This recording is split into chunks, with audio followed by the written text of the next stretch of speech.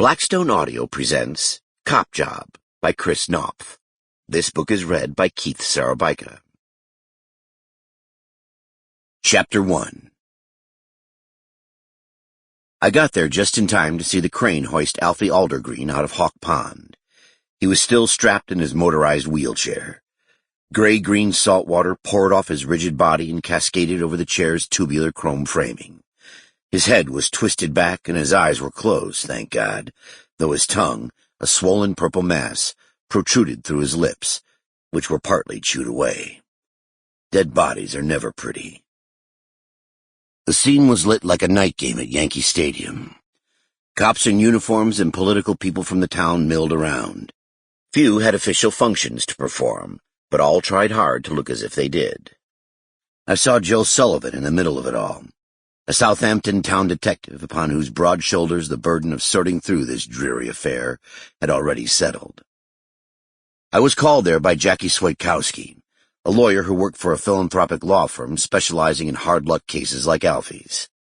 I saw her standing near the crane, wearing a summer suit with a hem an inch or two above the entirely professional, clutching herself around the middle in a rigid pose of shock and sorrow.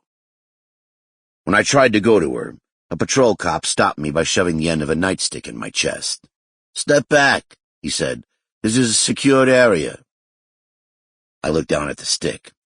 "I'm here with Attorney Swaitkowski," I said. I looked over his shoulder and the cop followed my gaze.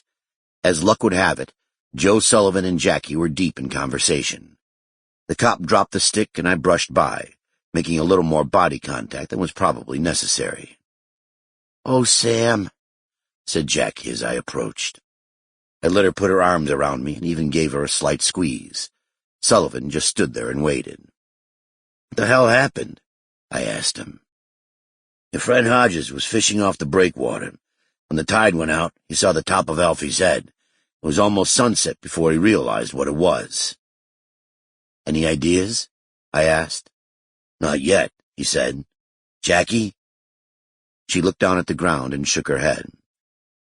"He's been very agitated lately, paranoid, more than usual," she said, looking up at me. We were all aware of Alfie's mood swings. A regular presence along Main Street in Southampton Village year-round, Alfie was known to have conversations with himself, or people no one else could see. He was usually happily engaged, often playing a very credible alto saxophone, though sometimes his face was lit with fear, and he'd stop passers-by to warn them of impending catastrophe. I'd spent a fair amount of time with the guy, sitting next to his chair on a park bench drinking. Sample complete. Ready to continue?